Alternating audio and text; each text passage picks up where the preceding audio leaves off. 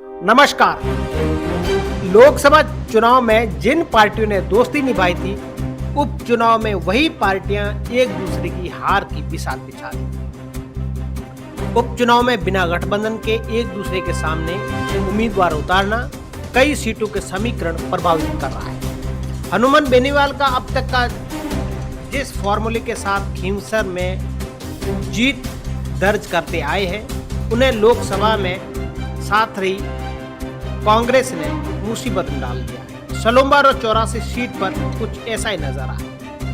तीनों सीटों पर गठबंधन नहीं होने का असर देवली उनियारा में समीकरण बिगाड़ रहा है, क्योंकि बीजेपी के साथ आरएलपी ने देवली उनियारा में कांग्रेस की बागी नरेश मीणा को समर्थन देकर चौंका दिया।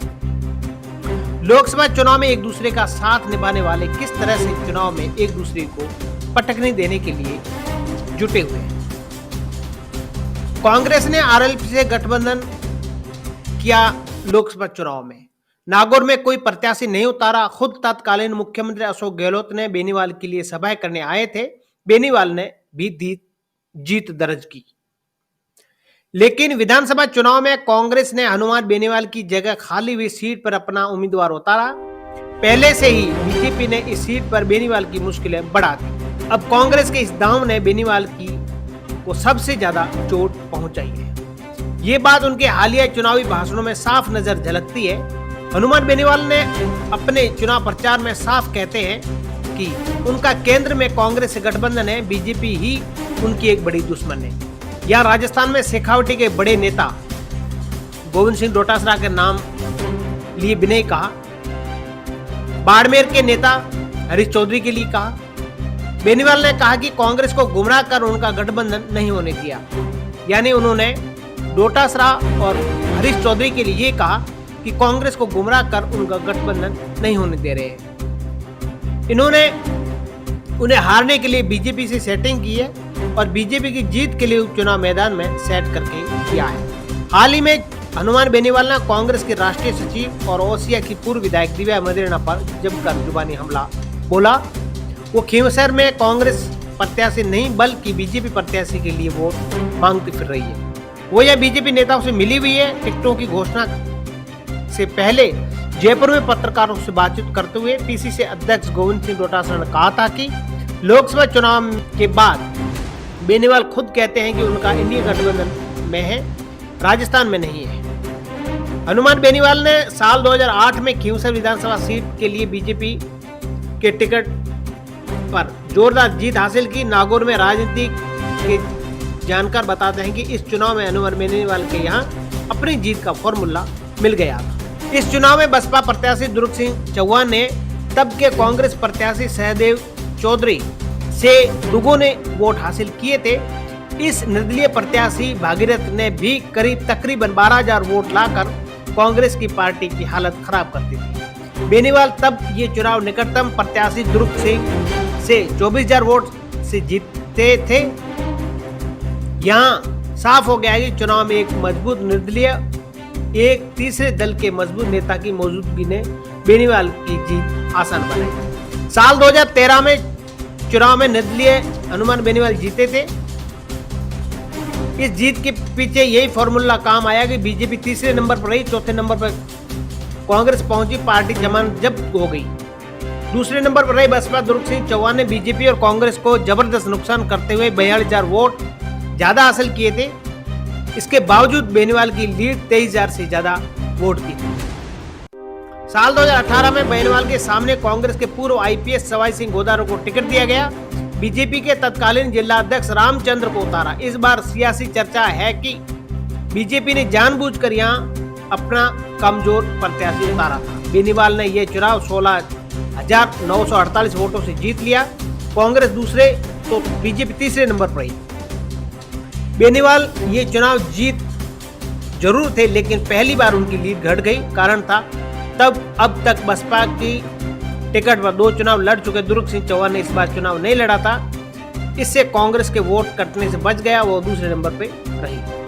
इसके बाद साल 2019 में बेनीवाल बीजेपी के सहयोग से अपनी पार्टी आरएलपी टिकट पर नागौर से एमपी बन गए। इसके बाद खींवसर पर हुए उपचुनाव में उनके भाई नारायण बेनीवाल के सामने कांग्रेस के पूर्व मंत्री हरेंद्र मिर्जा प्रत्याशी बने। इस बार आमने सामने की फाइट में बेनीवाल कांग्रेस से कड़ी टक्कर मिली। नारायण महज 4630 वोटों से जीत कर चुनाव जीते। अब बेनीवाल की लीड घटकर 5000 के अंदर आ गई थी। साल 2023 में विधानसभा चुनाव में बेनीवाल एक बार फिर बीजेपी आरएलपी टिकट विधानसभा चुनाव लड़ा।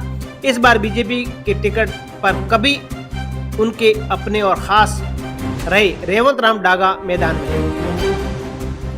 कांग्रेस से कुचेरा नगरपालिका का चेयरमैन तेजपाल मिर्धा, वहीं एक बार फिर दुर्ग सिंह चौहान के यहाँ निर्दलीय ताल ठोक दी। इस बार हनुमान बेनीवाल यहाँ बीजेपी के रेवंत राम डागा से हारते हारते बन गए। महज 2059 वोटों से चुनाव जीते। इस बार चुनाव में एक बार फिर दुर्ग सिंह के हासिल किए 15,000 वोटों ने काफी अंतर पैदा कर दिया था। इस चुनाव में नतीजों के विश्लेषण से साफ है कि अब बेनीवाल की राह आसान नहीं होने वाली है। उपचुनाव में बीजेपी ने न सिर्फ दुर्ग सिंह बल्कि इस सीट पर अब तक जिन नेताओं को यहाँ प्रभाव डाला, उन सीट पर एक एक अपने पाले में मिला लिया। वही कांग्रेस का बेनीवाल की पार्टी से गठबंधन नहीं होना, कांग्रेस की से भी मजबूत प्रत्याशी मैदान में आने से यहाँ का चुनाव अब न सिर्फ रोचक बल्कि त्रिकोणीय बन गया है। फिलहाल मैदान में पाले बनाकर खड़े तीनों प्रत्याशी मजबूती से चुनाव लड़ रहे हैं। जानकार बताते हैं कि पहली बार बेनीवाल यहाँ फंसे हुए दिख रहे हैं। यही वजह है कि उन्होंने ये प्रचार दिन रात एक कर दिया है। लोकसभा चुनाव में कांग्रेस के साथ लेने और देने वाली बीएपी सलूम्बर 84 सीट विधानसभा सीट पर उपचुनाव गठबंधन तोड़कर अपने प्रत्याशी खड़े किए हैं। अब यहाँ दोनों ही सीट पर त्रिकोणीय मुकाबला की स्थिति बन गई है। बीएपी सांसद राजकुमार रोत ने कांग्रेस पर हाल ही अपने प्रचार के दौरान भाषणों में सीधा हमला करते हुए सलूम्बर 84 की कांग्रेस की जमानत जब्त करवाने का दावा किया है। रोत का मानना है कि दोनों सीटों पर बीएपी का मुख्य मुकाबला कांग्रेस से नहीं बल्कि बीएपी सीधे भाजपा से मुकाबला कर रही है। डूंगरपुर की 84 सीट राजकुमार रोत के सांसद बनने के बाद खाली हुई है। वो 2 बार यहाँ से विधायक थे। 2023 में चुनाव प्रदेश की दूसरी सबसे बड़ी जीत दर्ज कर रोज विधानसभा पहुंचे थे, फिर सांसद बन गए। अब यहाँ चुनाव हो रहे हैं तो इस बार बीएपी, कांग्रेस और भारत आदिवासी पार्टी सहित तीनों ही पार्टियों ने यहाँ नए चेहरों को मैदान में उतारा है।